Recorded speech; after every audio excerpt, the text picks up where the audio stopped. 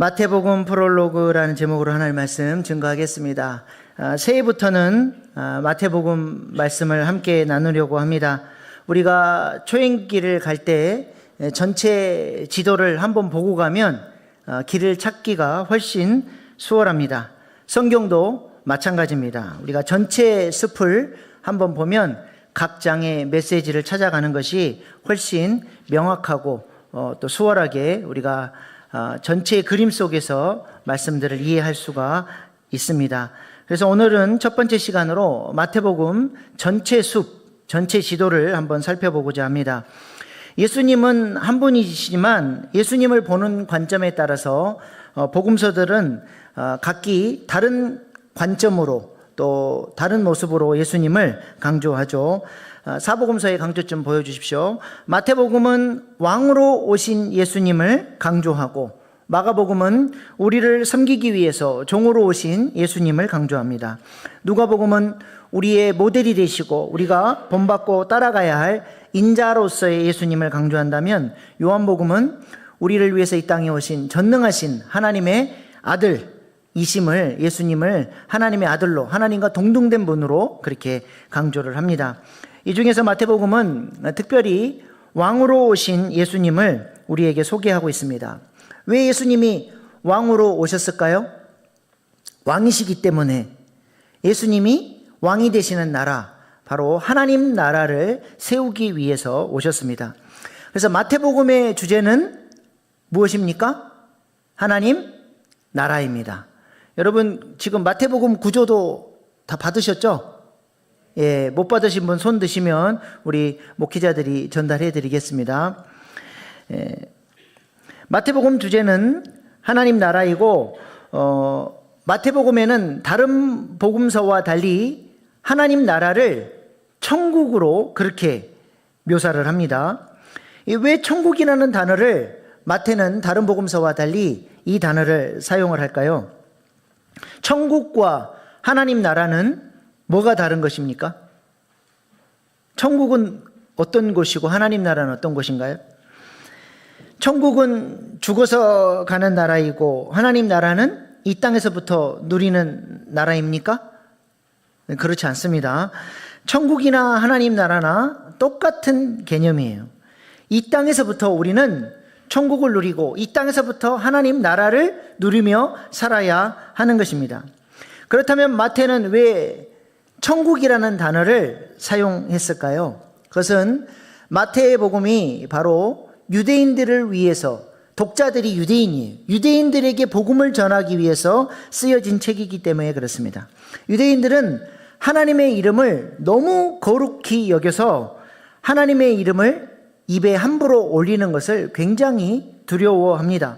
그래서 여호와, 저 단어가 여호와라고 하는 단어인데요. 하나님의 이름을 직접 부르지 않고 저 단어가 나오면 아도나이라는 단어로 바꿔 불렀어요. 아도나이라는 뜻은 주님이란 뜻이에요. 여호와라는 이름이 나올 때마다 아도나이로 대체해서 이름을 불렀어요. 그리고 세월이 많이 흐르면서 저게 지금 자음만 있는 거거든요. 모음이 뭔지를 하도 안 부르니까 모음을 알고 있었던 어르신들이 다 돌아가셔 버렸어요. 안 가르쳐주고. 그리고 세월이 많이 흘러다 보니까 저 하나님의 이름을 어떻게 불렀는지 아는 사람이 아무도 없는 거예요. 그래서 나름대로 모음을 붙여가지고 여호와였을 것이다. 아니다. 야훼라고 불러야 된다라고 주장을 하지만 그 어느 것도 정확하지는 않습니다. 하나님의 이름을 부르는 호칭을 잃어버렸어요. 그만큼 하나님의 이름을 유대인들은 부르는 것을 굉장히 두려워한다라고 하는 것이죠. 그래서 마태가 그들에게 복음을 전하려고 하는데 하나님 나라 계속 하나님 나라 그러면 유대인들이 이 복음을 안 읽어버려요. 그래서 하나님 나라를 천국, 하늘나라로 바꿔서 복음을 전하게 된 것입니다. 이처럼 마태는 유대인들이 어떻게 하면 더욱더 효과적으로 복음을 받아들일 수 있을까를 고민하며 복음을 전했다는 것이죠. 또 마태가 예수님을 유대인들에게 소개하면서 적극적으로 사용한 방법은 바로 족보입니다. 유대인들은 누군가를 소개할 때에 그냥 이 사람을 소개하지 않고 누구누구의 아들이라고 소개를 해요. 예를 들어서 여호수아를 성경이 소개하면서 뭐라고 소개합니까? 눈의 아들 여호수아, 여분네의 아들 갈렙. 왜 이게 중요하냐? 이 사람이 누구로부터 영적 훈련을 받았는지, 이 사람의 정체성, 이 사람의 영성, 어떤 삶을 살아왔는지가 그의 아버지, 할아버지, 누구로부터의 영적 계보를 갖고 있느냐가 이 사람을 보여주기 때문에 그렇습니다. 그래서 예수님을 소개하면서 1장에서부터 왕의 족보를 소개하는 것이죠. 이분이 바로 아브라함의 후손이고 유다 지파 다윗 왕의 후손으로 오신 왕의 정통성을 가지고 계신 분이라고 하는 사실을 밝혀주고 있는 것입니다. 이를 통해서 유대인들에게 예수님을 효과적으로 전하기 위해서 이런 방법을 쓰는 것이죠. 또한 유대인들에게 복음의 메시지를 잘 전하기 위해서 그 유대인들에게 익숙한 모세 오경의 구조를 가지고 예수님의 5번의 설교를 마태복음에 실습니다. 그래서 마태복음에는 모세 오경과 똑같은 예수님의 5가지 설교가 등장을 해요. 띄워주세요. 첫 번째 설교는 산상수훈 5장, 6장, 7장이에요. 저거 수정해 주세요. 5장, 6장, 7장. 그 다음에 제자를 전도 보내시면서 10장, 제자 파송설교, 이거 고치라고 했는데 제자 파송설교 10장입니다. 그 다음에 하나님 나라 비유설교 13장, 그 다음에 천국 백성의 삶에 대한 설교 18장, 그 다음에 감람산 설교 24장에서 25장, 이렇게 예수님의 5번의 설교를 마태복음에 실어서 우리 예수님이 모세보다도 더 위대하신 새로운 말씀을 전하러 오신 메시아라고 하는 사실을 마태는 강조하며 유대인들에게 예수님을 소개하고 있는 것입니다. 그러므로 우리가 마태에게서 배울 수 있는 이런 기독교 교육적 마인드를 배워야 돼요. 어떻게 하면 효과적으로 복음을 전할 것인가? 무대뽀로 전하는 게 아니라 내가 전해야 될, 복음을 전해야 될 저 사람에게 어떻게 하면 효과적으로 복음을 전할 것인가를 복음의 본질을 놓치지 않으면서 문화적으로 탁월하게 접근할 수 있는 그런 것들을 고민을 해야 돼요. 오늘날의 청소년들, 오늘날의 청년들에게 어떻게 하면 복음이신 예수님을 효과적으로 전할 수 있는가? 그래서 문화사역이 필요한 거예요. 교회 안에서 뭐 불이 번쩍번쩍하고 뭐 한다고 비난하시면 안 돼요. 그들의 문화에 맞게끔 복음을 가지고 접근하는 거예요. 아무튼 이렇게 마태복음은 하나님 나라를 주제로 해서 예수님의 하나님 나라 회복 사역을 보여주고 있습니다. 더 나아가서 마태복음은 우리가, 교회가 이제 예수님이 이 땅에 계셨더라면 하셨을 그 사역을 위임받아서 하나님 나라를 확장하는 일에 쓰임받아야 함을 강조하고 있습니다. 이를 통해서 마태복음은 바로 우리가 하나님 나라를 세워가는 킹덤 빌더, 같이 시작, 킹덤 빌더, 시작, 킹덤 빌더, 우리를 하나님이 하나님 나라를 세워가는 킹덤 빌더로 불러주셨다라는 사실을 마태복음은 강조하고 있습니다. 그렇다면 마태복음의 핵심 구절은 무엇일까요? 오늘 우리가 본문 말씀을 읽었는데 마태복음 16장 16절 말씀입니다. 시작. 시몬 베드로가 대답하여 이르되 주는 그리스도시요 살아계신 하나님의 아들이시니이다.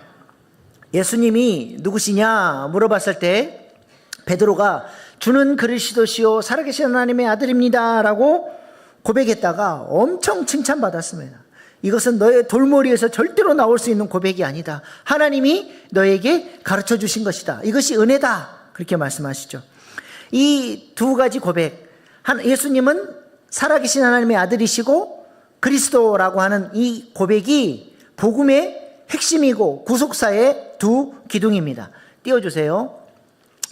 하나님의 아들 그리스도. 예수님은 하나님 나라를 회복하기 위해서 하나님의 아들로 그리스도로 이 2가지 핵심 사역을 하기 위해 오셨다는 거예요.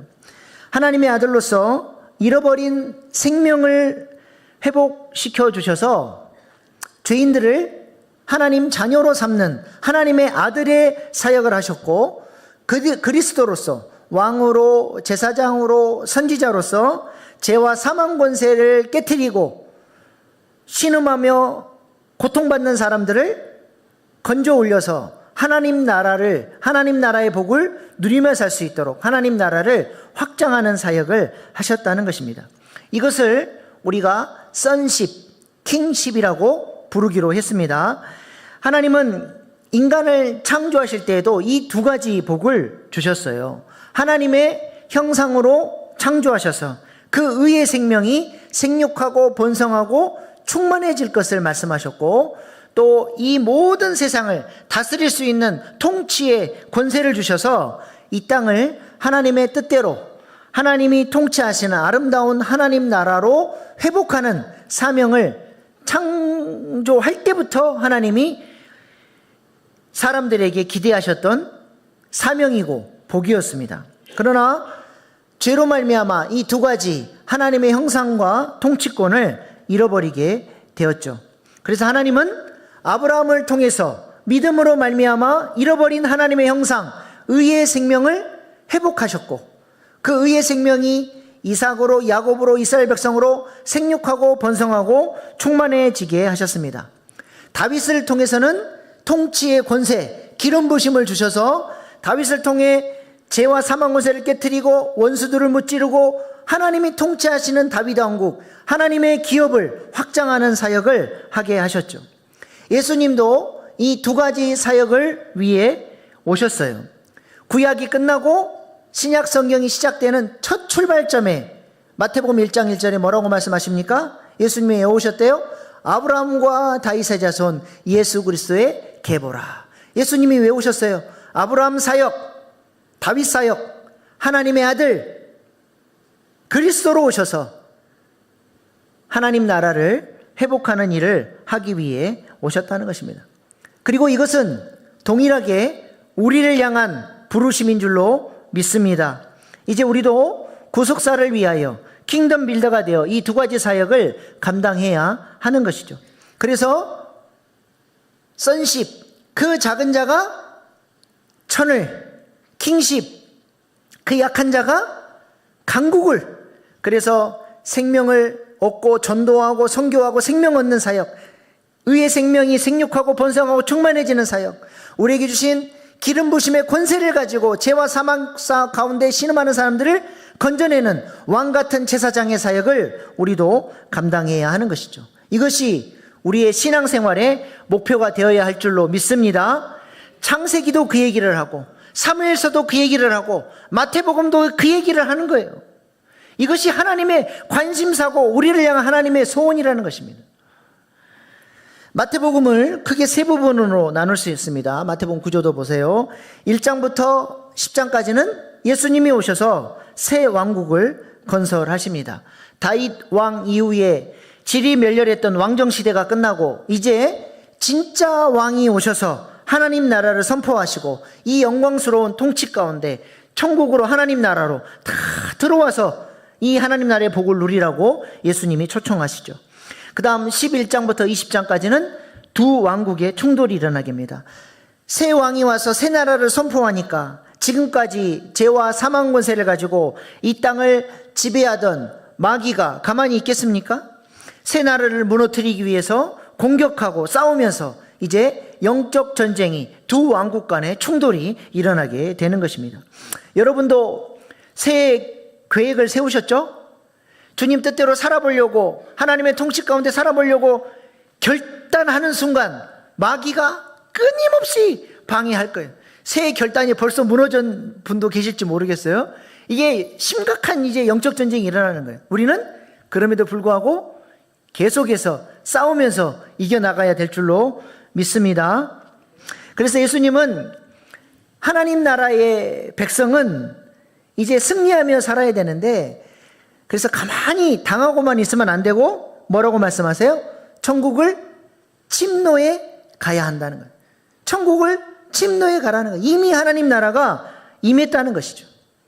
그래서 하나님이 공급해 주시는 하늘 양식을 공급받으면서 주님 주신 천국 열쇠를 가지고 어둠의 권세를 깨트리며 하나님 나라를 확장하는 일에 쓰임받으라고 우리 주님이 제자들을 부르신다는 것입니다.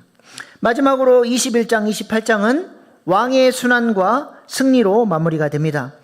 예루살렘으로 들어오신 주님은 마지막 경고의 메시지, 마지막 때에 일어날 일들에 대한 메시지를 주시고 이제 우리를 위해서 십자가에 죽으시고 부활 승리하셔서 임마누엘로 우리와 동행하시며 우리를 통해 우리를 사용하셔서 하나님 나라를 계속해서 땅끝까지 회복해 가시겠다라고 주님이 말씀하십니다. 마태복음은 구조도가 쉽습니다. 딱 3개로 나눠지고 10장 끊어지죠. 제가 1장에서 10장 하면 여러분은 그 다음 말씀하세요. 1장에서 10장, 11장에서 20장, 21장에서 28장. 네, 쉽습니다.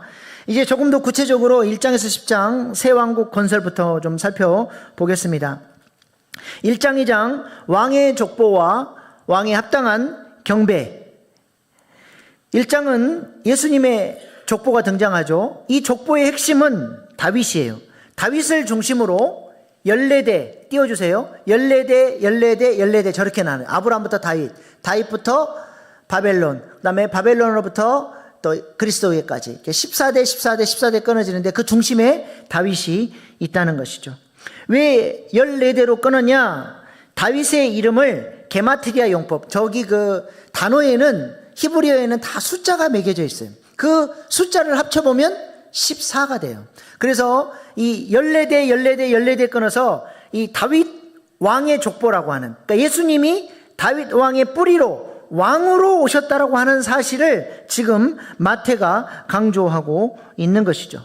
이 왕이 새 나라, 하나님 나라를 회복시키시기 위해서 이 땅에 오셨다는 사실을 보여주고 있는 것입니다. 이 왕의 족보에는 마리아와 요셉이 등장을 합니다.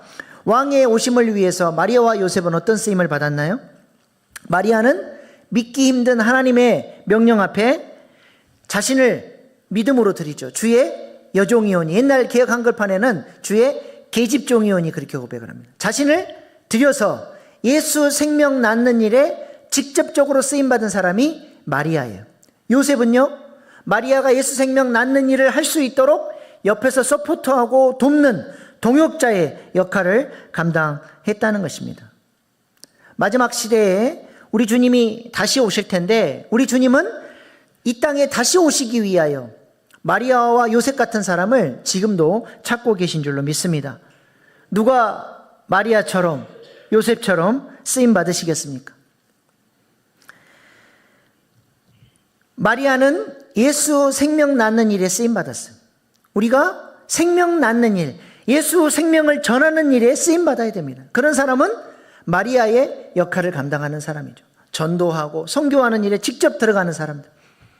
요셉은요, 그렇게 직접 못하지만 선교비를 보내고 또 전도팀을 돕고 교회가 이 사역을 감당할 수 있도록 물질로 헌신하고, 요셉처럼 그렇게 드림팀이 돼서 같이 돕는 동역자의 역할을 감당을 한다는 것이죠. 우리는 마리아가 되든 요셉이 되든 둘 중 하나는 쓰임 받아야 할 줄로 믿습니다. 우리가 구속사에 쓰임 받아야 주님 앞에 내어놓을 열매가 있는 거예요. 2장에서는 왕을 죽이려는 대적자와 경배자들이 이렇게 대비돼서 나오죠. 메시아가 베들레헴에서 태어나는 것을 잘 알고 있었던 서기관들과 종교 지도자들은 예수님이 베들레헴에 태어났다는 소식을 들었음에도 불구하고 헤롯 대왕의 편이 돼서 예수님을 죽이는 일에 쓰임받는 대적자들이 되고 맙니다. 그러나 당신의 백성들이 왕으로 오신 예수님을 경배하고 환영하지 않으니까 우리 하나님은 왕에 합당한 경배를 예수님이 받으실 수 있도록 어떻게 하셨어요? 이방 사람을 끌어다가 예수님이 왕에 합당한 경배를 받을 수 있도록, 예물을 받을 수 있도록 이방 사람에게 감동을 줘서 와서 경배하게 해요. 그 사람들이 누구예요?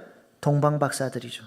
하나님은 예배자들을 찾고 계십니다. 우리 일신교회가 주님이 원하시는 합당한 예배를 드리지 않으면 다른 존재들을 통해서 하나님의 예배를 받으시고, 하나님의 구속사는 실패하는 법이 없어요. 그러나 우리가 주님 앞에 합당한 경배자가 되고 구속사에 쓰임받는 교회 될 수 있기를 소망합니다.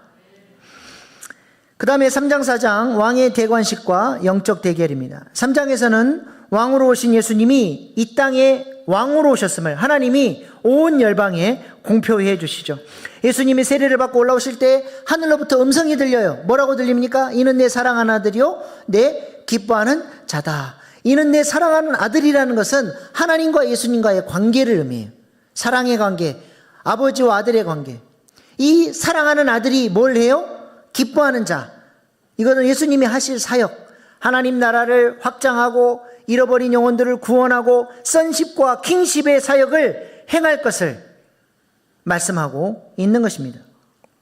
우리도 하나님의 자녀로 부름받았어요. 하나님과의 우리의 관계가 사랑하는 아들이에요. 그러면 우리의 삶이 어떻게 돼야 돼요? 하나님이 기뻐하는 자가 돼야 되죠. 우리도 선십과 킹십으로 하나님 나라를 세워나가는, 우리의 가정을, 우리의 목장을, 우리의 직장을 하나님이 통치하시는 나라로 확장해가는 일에 우리가 쓰임받아야 할 줄로 믿습니다. 4장에서는 새 나라의 왕으로 오시니까 이 땅의 왕으로 군림했던 마귀가 예수님을 공격하고 이제 시험합니다. 그러나 왕이신 예수님은 말씀으로, 말씀의 검을 가지고 넉넉히 이긴 줄로 믿습니다. 말씀이 우리의 무기가 되는 거예요. 그리고 5장부터는 이제 새 나라의 왕으로서 새 나라의 법도를 가르쳐 주심으로써 하나님 나라 백성이 어떻게 살아야 되는지, 이제 새 나라가 세워졌으니까 우리 주님이 새 나라의 법도, 새 나라의 백성은 이 법을 지키며 살아야 된다라고 가르쳐 주시죠. 그래서 5장에서 7장까지가 새 왕국의 법도입니다. 이것이 예수님의 첫 번째 설교이고, 이것을 우리는 산상수훈, 예수님이 산에서 가르쳤기 때문에 산상수훈이라고 부릅니다. 산상수훈의 핵심은 무엇일까요? 마음이에요. 마음. 새 언약 시대, 새 시대에는 이제 말씀을 돌에다가 새기지 않고 어디다가 새겨요? 우리 마음에다가 새긴다는 거예요. 그래서 마음이 중요합니다. 그래서 팔복의 말씀이 전부 다 어떤 사람이 복받은 사람이냐? 말씀을 마음으로 받아들인 사람, 마음 안에 말씀이 역사하는 사람이 복을 받은 사람이고, 그 사람들이 이 땅의 빛과 소금의 역할을 감당하는 사람이 된다는 것이죠. 이렇게 마음을 강조하신 예수님은 과거 모세를 통해 주셨던 십계명 위에 마음의 태도까지 더 얹어서 새로운 십계명을 당신의 백성들에게 업그레이드해서 전해주시죠. 이웃과의 관계에 대한 6가지 말씀, 살인, 간음, 이혼, 맹세, 보복, 또 원수 사랑에 대한 6가지 가르침을 주시고, 하나님과의 관계에 있어서 기도, 금식, 보물, 그의 나라와 의를 구하는 삶 4가지, 이렇게 해서 10가지 새로운 율법의 말씀을, 새 계명을 주십니다. 그리고 이렇게 새로운 새 계명의 말씀을 주시고 나서 이 말씀을 순종하며 살아가는 사람들, 결론적으로 이제 7장이 결론의 부분인데요, 이 말씀을 순종하며 살아가는 사람은 반석 위에 집을 지은 지혜로운 자가 될 것이라고 하는 말씀을 해 주시죠. 그리고 나서 예수님은 새 나라의 법도를 말씀하신 다음에 8장부터 10장까지는 왕의 권세, 이 새 나라의 왕이 얼마나 놀라운 능력과 힘을 갖고 있는지를 보여주십니다.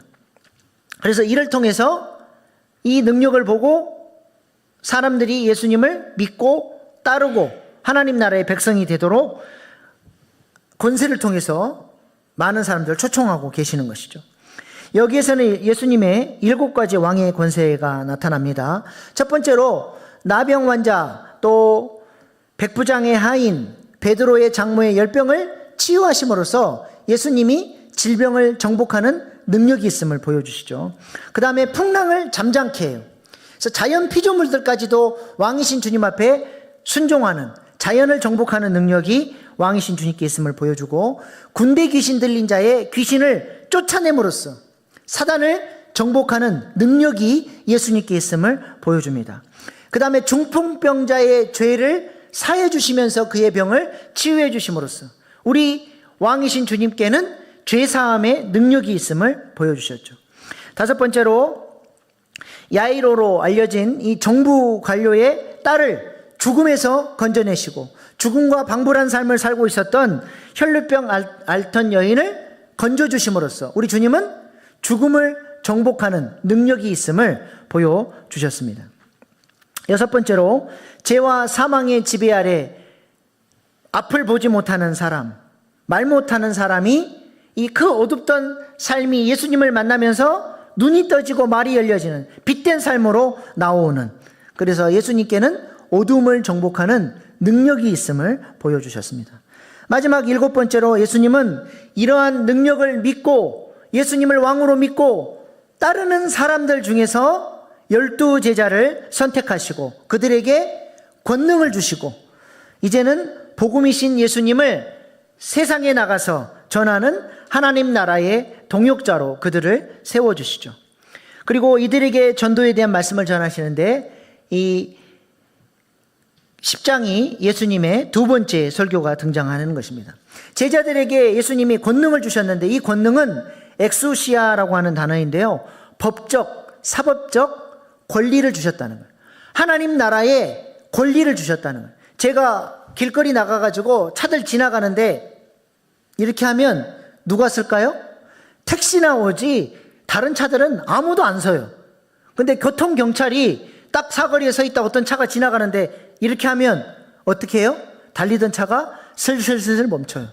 그 교통경찰의 손에 무슨 특별한 능력이 있어서가 아니라 어떤 능력이에요? 그 제복을 입고 있는 사법적, 법적인 권리가 있으니까 그 차가 쓰는 거예요. 마찬가지. 예수님이 제자들에게 이 권세를 주셨어요. 그래서 제자들이 예수님의 이름으로 선포하면 마귀가 떠나가고 질병이 떠나가는 거예요. 하나님의 자녀된 우리에게도 예수님께서 이러한 권능을 주신 줄로 믿습니다. 이미 사법적, 법적 권리가 들어와 있어요. 어둠의 권세를 향해서 선포하고 질병을 향해서 떠나가라 명령하면 떠나가게 되어 있는 거예요. 이게 법이에요. 우리가 그렇게 믿음으로 싸워갈 수 있기를 소망합니다. 그 다음에 11장부터 20장까지는 두 왕국의 충돌입니다. 사탄이 자신의 나라가 깨트려지니까 가만히 있겠습니까? 이제 영적 전쟁이 시작이 되는 거예요. 그래서 예수님은 11장부터 13장까지 천국을 침노하라 명령하십니다. 이미 하나님 나라가 와 있음을 선포하시면서 수고하고 무거운 짐진 자들아 다 내게로 와라. 여기에 참된 행복과 안식이 있다라고 말씀하시는 것이죠. 그러므로 천국이 이미 임했으니까 이 천국을 믿음으로 선포하고 침노하고 승리해 가라는 것입니다. 그러면서 예수님은 7가지 천국 비유를 통해서 이미 우리 가운데 임한 천국에 대해서 말씀해 주시죠. 이것이 예수님의 13장의 세 번째 설교입니다. 우리 마음이 좋은 밭이 돼서 이 마음밭에 하나님의 말씀의 씨앗이 떨어지면 30배, 60배, 100배의 결실을 맺는 천국을 누려야 된다는 거예요. 가라지, 곡식과 가라지가 있는데 가라지를 뽑지 말래요. 가라지도 훈련대장의 역할을 한다는 거죠. 또 겨자씨와 누룩은 아주 작은 것이지만 복음의 영향력은 커서 큰 열매를 맺게 된다는 것이고, 밭에 감추인 보와 값진 진주 비유는 하나님 나라의 가치를 본 사람은 자신의 자원을 투자하고 헌신하고 값을 지불하고 어떻게 해서든 이 하나님 나라의 복을 누리려고 하게 된다는 것이죠. 마지막 그물 비유를 통해서는 마지막 때 주님이 재림하시면 좋은 물고기와 나쁜 물고기를 나누듯이 마지막 심판이 있을 것을 말씀해 주는 것입니다. 그리고 14장부터 16장까지는 이미 임한 이 하나님 나라를 너희들을 통해서 내가 전하겠다. 너희가 왕국 계승자가 되어야 된다. 너희가 킹덤 빌더라고 하는 사실을 우리 주님이 강조하십니다. 이를 위해서 우리 주님께서는 14장부터 15장까지 보면 오병이어 7병이어를 통해서 뭘 먹여주세요? 하늘 양식을 공급해 주시죠. 저 하늘 양식을 공급받고 그 힘으로 킹덤 빌더로 살라는 거예요. 그러면서 그 은혜 받은 사람에게는 뭘 요구하십니까? 믿음을 요구하십니다. 그래서 작은 믿음, 베드로, 잠깐 보다가 파도 봐서 깔아앉았던 건 작은 믿음, 끝까지 주님을 붙잡았던 가나안 여인. 하나님, 우리 주님이 먼저 우리에게 은혜를 주시고 그 은혜에 대한 응답으로 우리에게 믿음을 요구하신다는 것입니다. 그 믿음이 어떤 믿음이냐? 주는 그리스도시요 살아계신 하나님의 아들 예수님이 그리스도, 예수님이 하나님의 아들이라는 사실을 믿는 그 믿음을 통해서 우리가 킹덤 빌더가 되는 거예요. 그 믿음 위에 음부의 권세를 이기는 교회를 우리 주님이 세워주시고, 그 킹덤 빌더들에게 천국 열쇠를 주셔서 이 땅에서 풀면 하늘에서도 풀리고, 이 땅에서 묶으면 하늘에서도 묶이는 역사를 킹덤 빌더들에게 주셔서 하나님 나라를 확장해 간다는 것입니다. 은혜가 부어지는 곳에는 그 은혜 속에 감추어진 사명이 반드시 들어 있다는 것이죠.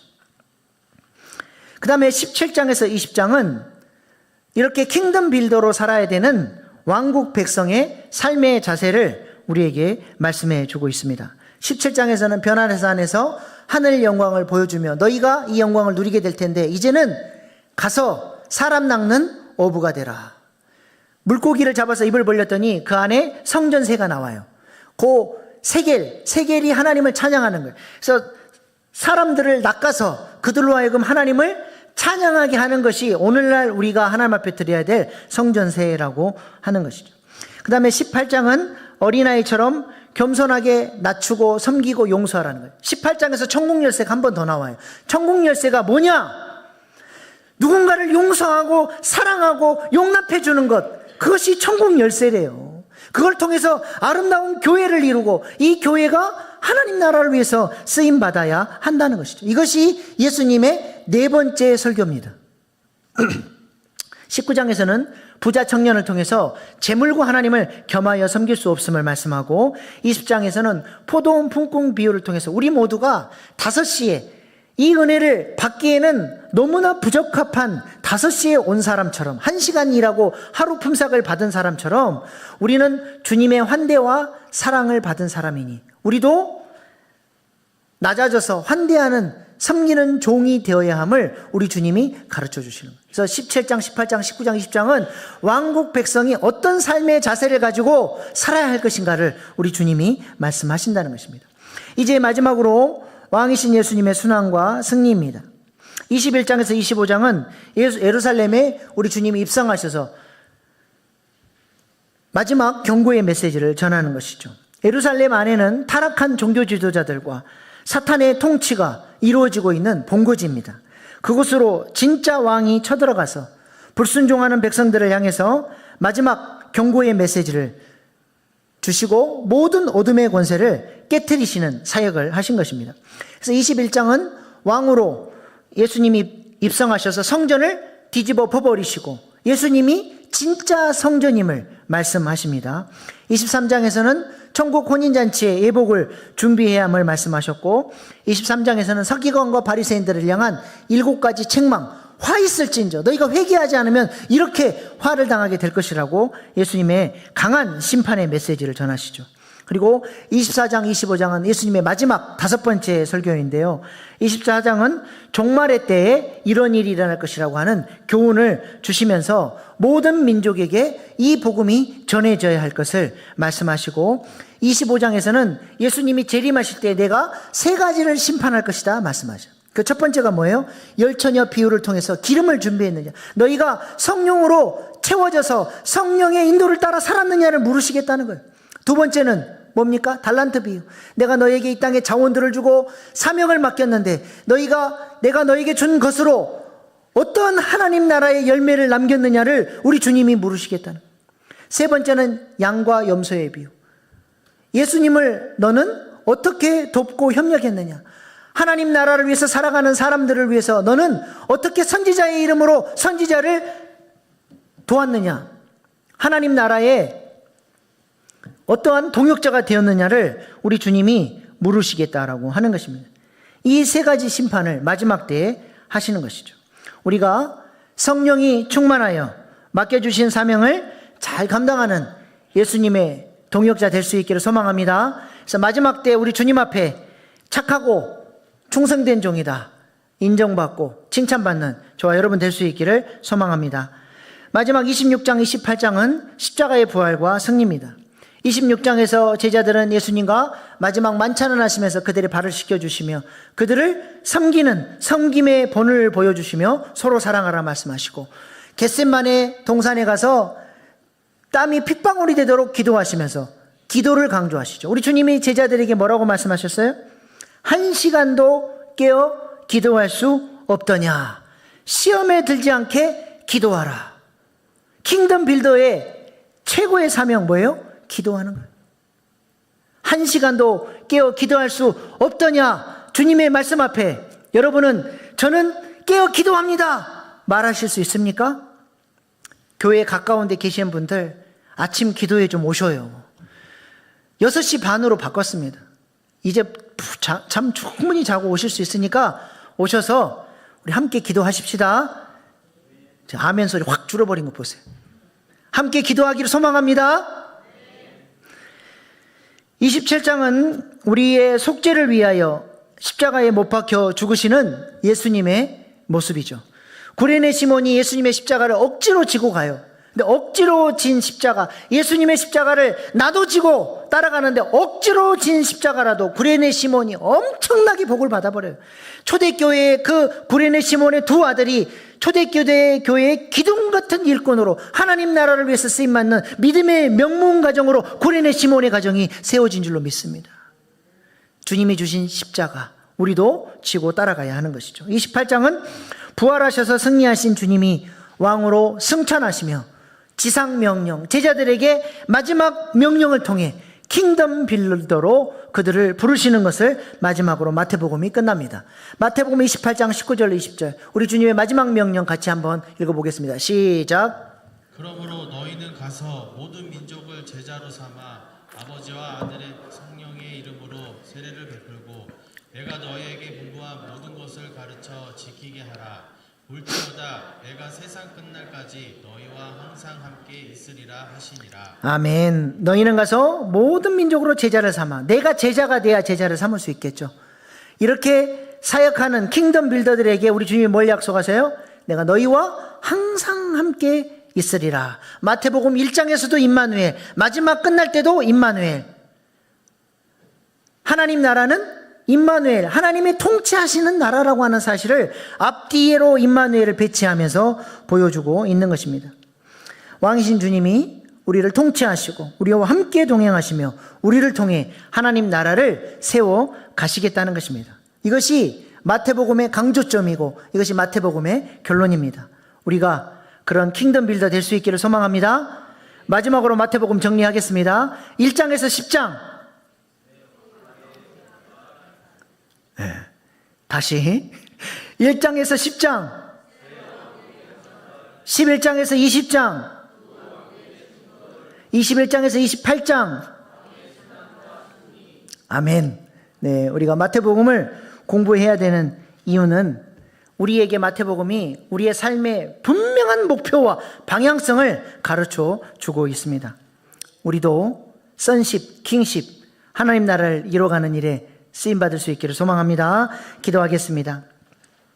마태복음은 왕으로 오신 예수님을 우리에게 가르쳐 줍니다. 왕이신 주님은 우리의 마음을 원하시고 나는 죽고 예수로 살아가는 제자로 우리를 부르십니다. 우리를 빛과 소금으로 권능을 부여받은 제자로 천국 열쇠를 소유한 자로 환대와 성금의 종으로 모든 민족을 제자 삼는 동역자로 하나님 우리를 사용하기를 원하십니다. 하나님, 제가 주님 기뻐하시는 킹덤 빌더가 되어 우리 가정과 목장과 우리 교회와 우리 모든 삶의 자리를 하나님 나라로 세워가는 일에 쓰임받길 소망합니다. 이 시간 주신 말씀 붙들고 결단의 기도로 나아가시겠습니다. 주여 주여 주여.